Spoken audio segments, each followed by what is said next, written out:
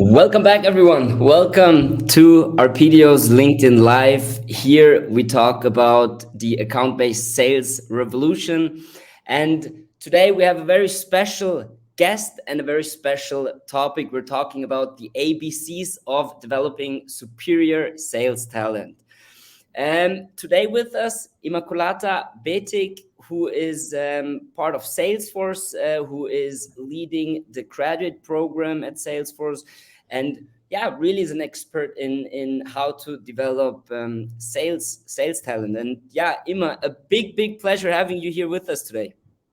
Thank you so much for having me. And I love talking about two things that I'm very passionate about, which is developing people and sales. So combining the two is just a match made in heaven for me. I wouldn't class myself as an expert, but I think I've made enough mistakes throughout my career that I happily share to avoid anybody else having to make the same mistake. So I'm happy to do that today and share any of my learnings or observations. And maybe let's start with a little introduction to yourself. Also maybe a bit of your background in the SaaS industry, and of course what your current role is about. Yes, absolutely. So I embarked on a lovely journey almost 9 years ago where I left Munich's fair city in Germany and I moved to Dublin in Ireland, mainly because I saw a big opportunity to join the tech sector. So back then it was less SaaS and it was more software. So traditional software vendors such as Microsoft, Oracle, IBM, Symantec, they were really big at the time. And I joined the inside sales organization and Symantec, and from there on, kind of transitioned into the more SaaS sector as more and more, let's say, Silicon Valley tech hubs started progressing into EMEA and then setting up shop in Dublin. So I was often the first AE for DACH, for the German-speaking markets. And yeah, it was always a great learning experience going through the different motions from high velocity SMB sales all the way to more strategic enterprise sales. Yeah, and lots of pitfalls. And then this year, after mentoring with GradGuide already for 2 years, I decided I wanted to really move into this in a full-time capacity and support young talent and graduates on their journey into tech sales. And so I took an opportunity to join Salesforce, and I'm responsible for the graduate program here at Salesforce in the Central region. And it's the first time that we're having two Münchner Kindle here in our LinkedIn Live sessions. So I'm very excited. Before I start talking about how great Salesforce is, maybe a little disclaimer here. I don't get any kickback from Salesforce for saying all these nice things, but of course, I might be a little biased. We at Arpedio are, of course, a Salesforce consulting partner, and we are developing sales enablement tools that go on top of Salesforce. But I think it's fair to say that Salesforce is leading the CRM space and is one of maybe the best solution out there in the market. And I think with this, Salesforce really revolutionized many different industries. But what I think, and this is why I'm so happy that you're here in the call, I think what's even more interesting is that Salesforce, as being one of the first software as a service companies, really had to think about new ways to market itself and new ways to actually sell its services. And I think, yeah, there's no one better to have on the call that actually really knows about the way of how Salesforce is selling and how Salesforce is developing talent. But enough from me. And this. Let's talk about the Salesforce graduate program. Can you tell us a bit more about the program and maybe what makes it so successful? What makes it best in class? Yes, that's a great question. So I think Salesforce, like you rightfully said, has done a tremendous job for so many other companies in the SaaS space to follow. They're really the mother of all SaaS companies, and they're kind of like that North Star that, everybody kind of like strives for in terms of excellence. And it is really like that. And I think one thing that Salesforce is doing particularly well is creating that culture of, innovation and drive to attract this kind of talent. So, and this is a huge factor, like employer branding and making sure that you take care of those, who are in your organization and you give them opportunity to develop is something that is really, really critical, especially if we're looking at like a massive generation shift today. So the graduate program at Salesforce is really focused on helping those who've recently completed their university to kind of like transition into, a really fast-paced corporate environment, in a large enterprise with like, thousands of employees worldwide, in a really structured way so that they are set up for success and can successfully transition into a sales development role within that organization. And it's something that my team or the people that we hire particularly are interested in. They want to have that structured path and that kind of like step-by-step process where they're not kind of like thrown in the deep end and have to figure things out themselves, which often happens when you hire early talent into an SDR role because they don't bring in that experience. So this is something that I think Salesforce does particularly well, to provide them that structured format. And before someone joins the graduate program, of course, there is a certain hiring process. And I know a big part of your day-to-day work is to really be in these interviews and meet with candidates and all this. My second question here is, what does this process look like, this hiring process? And do you have any recommendations for people in hiring positions? Are there any red or green flags? I think one of the things that most companies get wrong is they don't ask themselves enough what they expect of the position, and therefore adjust their hiring profile. And I think that is something that needs to be crystal clear from the start, because otherwise you might be hiring, for a specific mindset or for a specific persona, and it's easy, to fall for, typical interview questions. And, everybody goes online these days and prepares for interviews, or they might even have people, inside the organization. And that's more about getting to know the person and understanding, where their motivation comes from, why they want this particular role. And like one thing that I always ask candidates when I'm in the interview is, or not really what I ask for, but what I look for is, what have they invested in time-wise in looking at the organization, understanding the role, understanding the journeys within an organization. It's very transparent, and they get a lot of information from Salesforce around this. And how does that fit in with their long-term goals? And you'd be surprised you get the, like the most diverse answers, but it gives you a very good indication of, who will be in it for the long term. Yeah. Okay. Yeah. Interesting.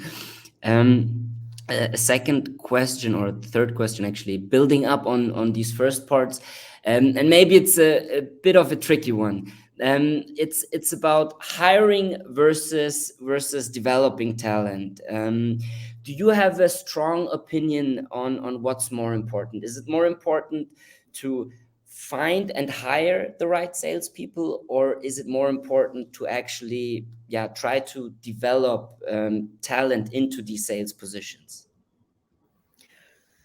I have an extremely strong opinion around this. And to me, it's always, the message is always hire for potential.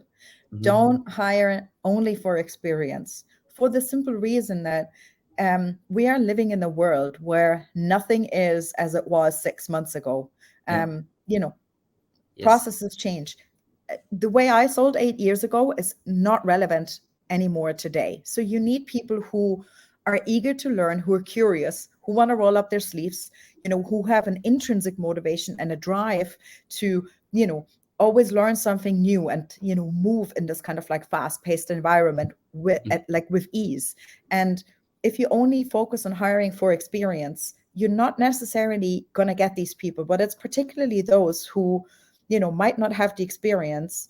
They have it a lot harder to kind of get that kickstart. And if you have a good combination of, you know, those who bring in the, you know, the right kind of like mindset and the motivation with, and you pair them with some of those who have the experience, magical things will happen if they work together. And that's another aspect that is absolutely critical: integrity. Always hire for integrity. You can, you know, everybody is, as we say in German, glass, you know, like you can, I don't know how to say it in English actually, but you can look up anybody and you can find out everything. Always make sure that you hire people who will pull together and then build this into your team efforts as well. Like, trust needs to be the number one priority in your team. Everybody needs to be able to trust one another, because only that way they will be working together as a team and they will pull each other along. And I see that in my team, and I'm unbelievably proud of them because they really support one another. They're all like driven to meet their own objectives and their own KPIs, but they would never leave any of their teammates in the lurch. And that's something that is really, really powerful. And particularly in sales, you need this. You need them to face the challenges together and pull together. Yeah, especially in sales, because you get so much rejection, and it is a kind of a tough job. You know, you really need a team that is around you, that supports you, and then that of course also creates synergies and yeah, really makes you be happy in this position. One thing that I thought was really interesting with this session today. Last month we had a LinkedIn Live with Douglas Cole from LinkedIn. And there we spoke about the raw ingredients that make successful enterprise sellers. I would like to bring in this discussion also for this LinkedIn Live, but maybe with a little twist. When it comes to these ingredients, raw ingredients, how Douglas called them, or sales skill sets or skill sets in general, are there any skills where you say, hey, they need to be there from the get-go, from the start? And are there other skills that you can teach or that you can actually develop? Yes, absolutely. I mean, you know, you differentiate between like soft skills mainly, which everybody has. You know, we all use soft skills in our day-to-day, even if we worked in sales or not. I actually always challenge people, because everybody at some point has sold, because at one point in your life, you had to convince another human being to buy into your idea, whatever it was, whether it was your parents funding a trip, or whether it was like a, you know, where you suggested to your partner or a friend, you know, to go to a place that they weren't so sure about going to, like a restaurant or something. So, you know, in essence, this is what selling is all about. It's, you know, it's asking good discovery questions, it's learning about the other person, and it's trying to, you know, challenge their mindset so that they will buy into your idea. And I think there's five things that I am.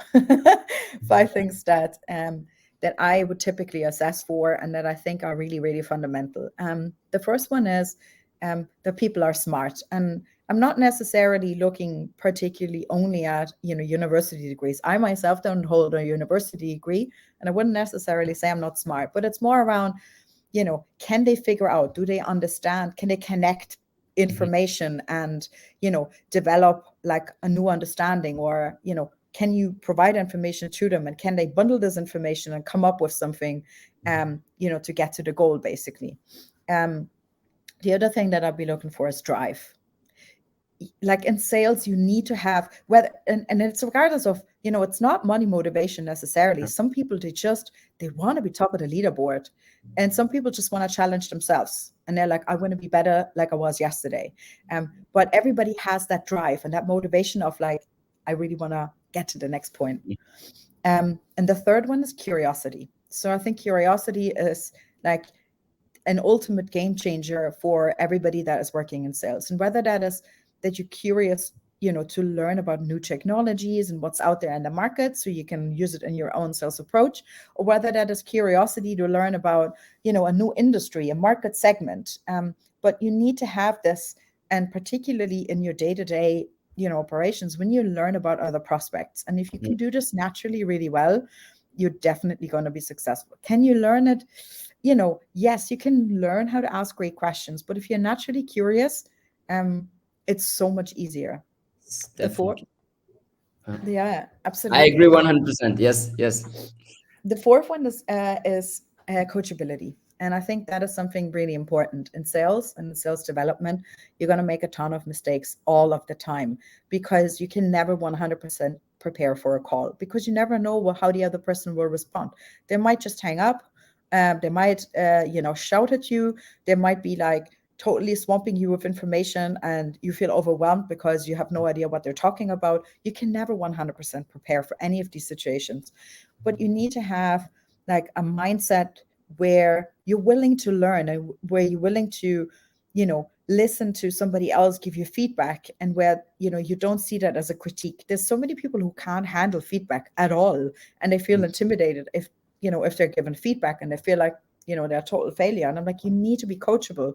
You need to want to improve yourself as well and see that as an opportunity for you to, excel and get to the next level. And then, of course, the most important one is integrity. So without integrity, you're going to be hiring people who, you're going to create an elbow society, as we call it in Germany, where, people won't have any regard for anybody else. And then that will quickly turn into a bad team culture, and that will, basically derail your whole organization. So integrity is really, really important.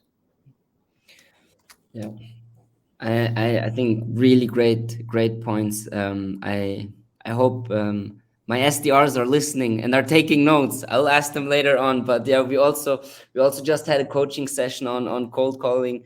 Coachability, also the curiosity, integrity. I really like it. Great points. Imma, I think now I would actually like to take a bit of a step back here.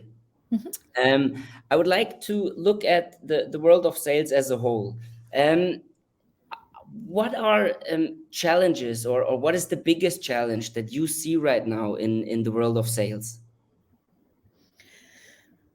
There's a few things. But I think the two kind of like main challenges that I currently see that are happening in the market is, on the one side, you have, the younger generation, as in, those who are now graduating, and the mindset they have and what they expect from an employer's perspective.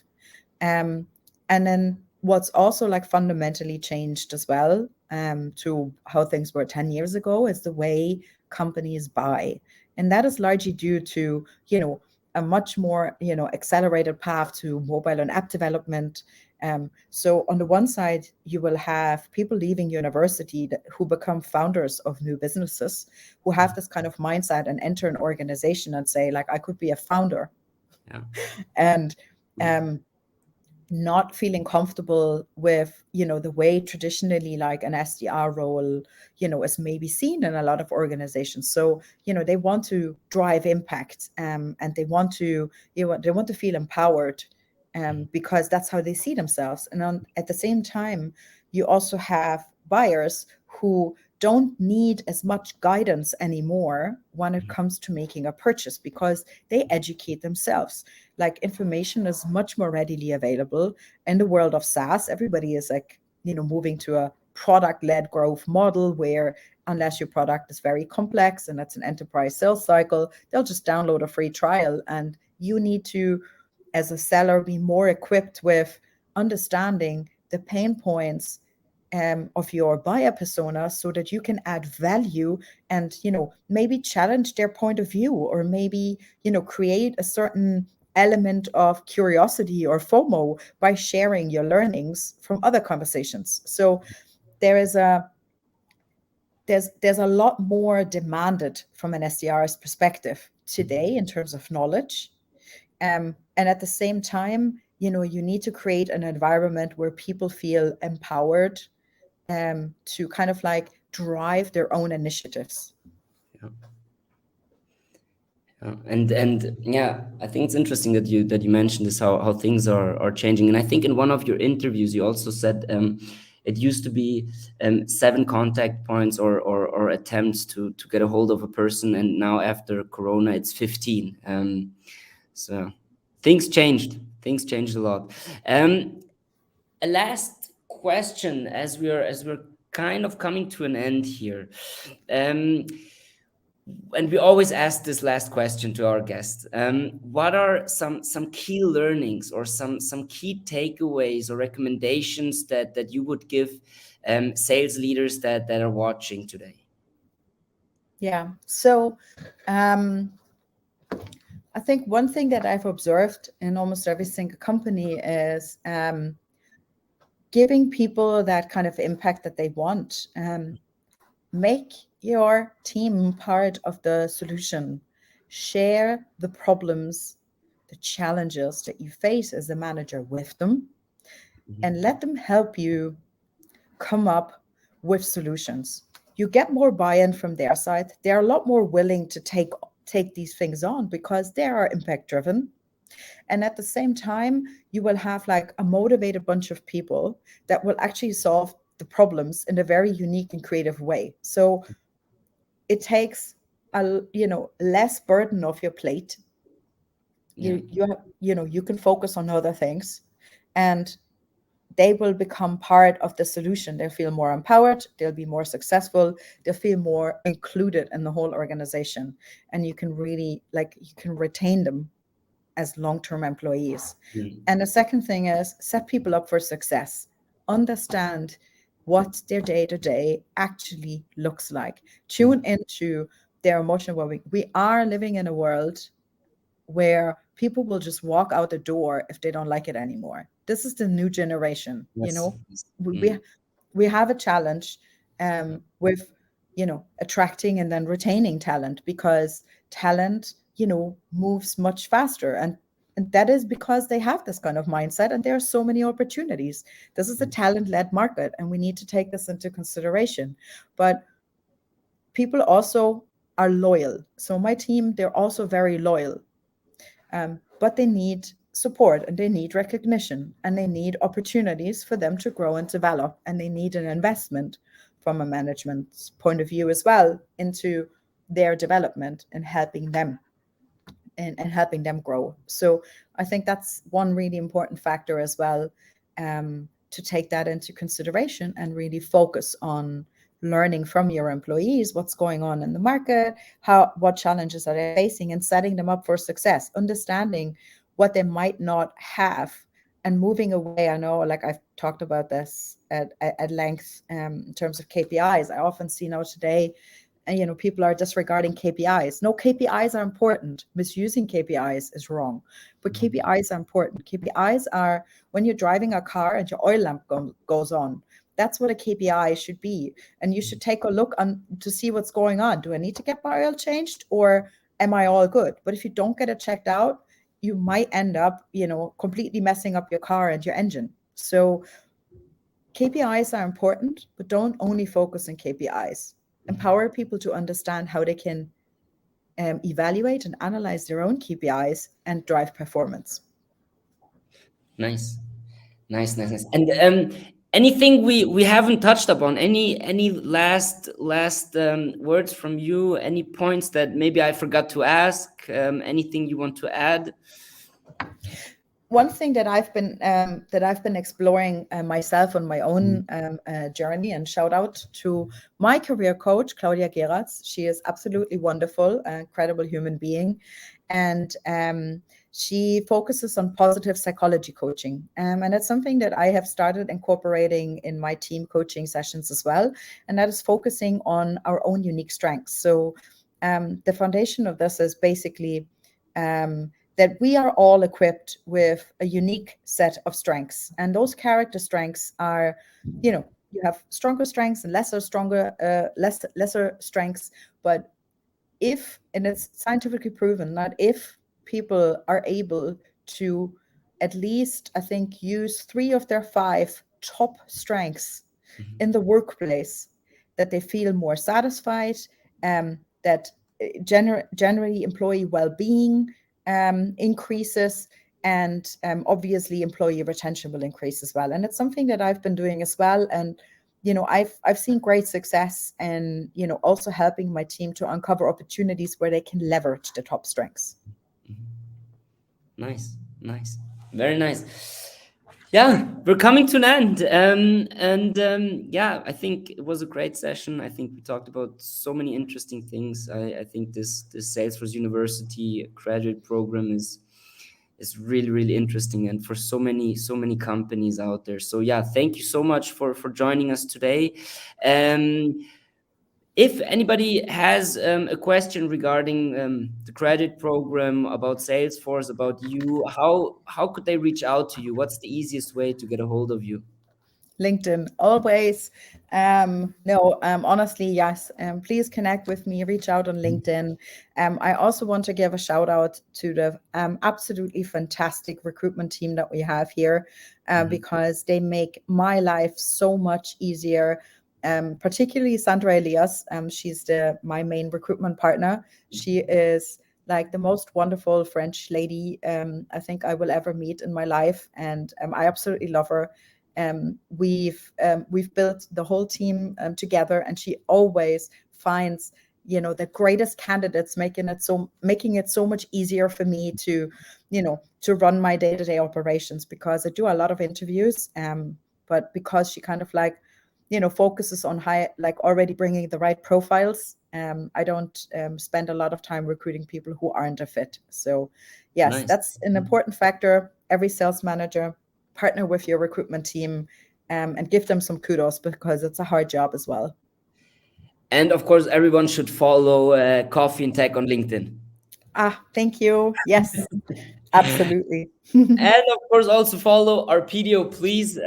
Yeah, stay tuned. We're having another LinkedIn Live next month with Morten Junge, who is a founder at the Sales Enablement Society. So stay tuned for this. And yeah, thank you everyone for watching. See you in November. Thank you. Bye-bye. Thank you. Bye.